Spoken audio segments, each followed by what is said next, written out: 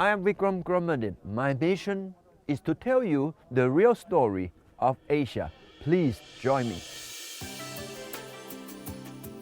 We are living in a time of revolution. As energy and optimism flow from the west to the east, our world is changing. The balance of power that defined planet Earth for centuries is shifting, and the world of tomorrow will be very different than the world of today. Asia is on the move, Asia is growing, and that's one reason so many people from around the world are flocking to Asia's cities. I think this is the time of the Asian tiger. Thailand's a big tiger, Cambodia coming up, Laos, Vietnam. Everything is opening up in this region. As the economies out here grow, as Americans become more familiar with the opportunities, they're going to be out here.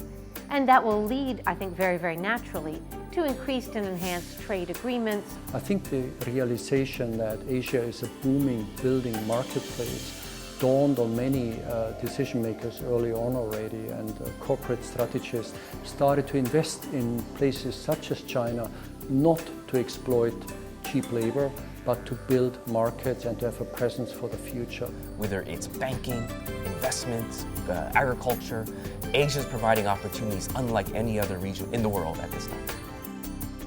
This is our time. This is Asia Rising.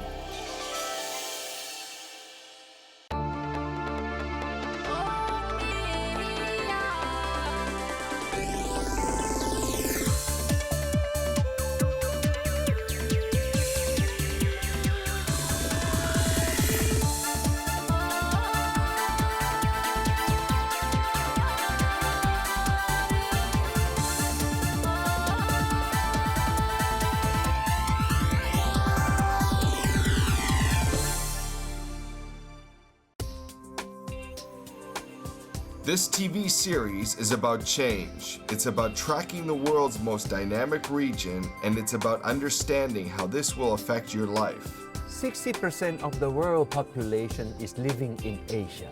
This is the thing you need to know. 60% of the world's population wakes each day in Asia. They go to school, to work, they shop, and how they live their lives will forever change how you live yours. From offices of power to a local cafe, throughout futuristic cities to ancient villages, we'll meet the people that are changing our world for the better. Because the story of Asia today and tomorrow is a positive one, it's about transformation. And while there will be problems along the way, Asia has demographics, enthusiasm, and economic fundamentals on its side. It will meet the challenges head on. If the 20th century was America's, then 21st century belongs to Asia. There is so much focus on Southeast Asia these days. One reason is that this is a part of the world that's growing unlike any other. When people talk of Asia, in many ways, they're imagining a single entity.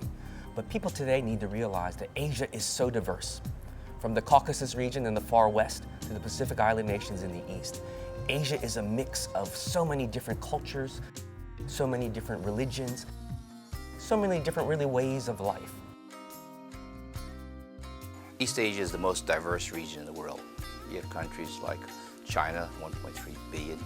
Per capita GDP is close to 5,000. You have countries like Japan, a couple hundred million. Its income level is like the United States, $45,000 per person. Indonesia, a couple hundred million, but their per capita GDP is around 4,000. You have small countries like Laos, Cambodia. You have fairly significant countries, Thailand, Malaysia, Vietnam, countries which range in population from 20 to 60 million, and from middle income to low income. So you have probably the most diverse region in the world. And they're growing, in general, as a group, they've been growing very rapidly. Population is growing. People get richer. But why?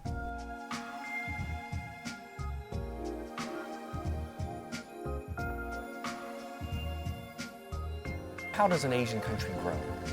Asia's history has been dominated by increased use of trade. That has meant more opportunity, more jobs, as countries have exported more and more products from Asia to around the world. Business is seen as the way out. Asian countries were among the first ones to embrace export-led growth early on, and many Asian economies have been what you could call banking on the private sector, so systematically investing in business-led growth with a heavy emphasis on export orientation. Enormous steps forward have been made. Many countries continue to have relatively high growth rates.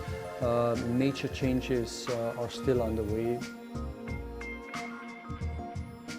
Well, I think that the most interesting aspect of East Asia, and people try to simplify by calling it as China rising. I mean, China's been growing at double digits for 3 decades. But China's rise is really part of a more broader story. East Asia as a whole, over the last several decades, has become what I would call the most dynamic region of the world. And the reason why is that they've collaborated, they've become more economically integrated. Asia and the West may seem different, but we all are the same people.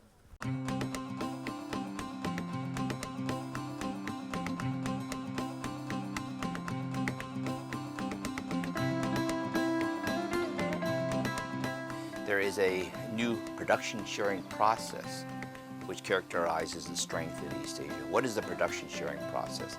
Take the iPad. The iPod is composed of about a dozen components. All those components are produced throughout East Asia, and even in the United States. Then they're all exported to China, and then they're assembled in China. So the $650 iPad coming into the United States comes from China, it says made in China, but only 5% of that iPad actually is made up of labor coming from China. The other 95% are components coming from Taiwan, South Korea, Japan, United States, and Malaysia. And this is true for the Dell computers, it's true for the TV sets. This is the production sharing network. And why is this production sharing network so extraordinary, so exceptional?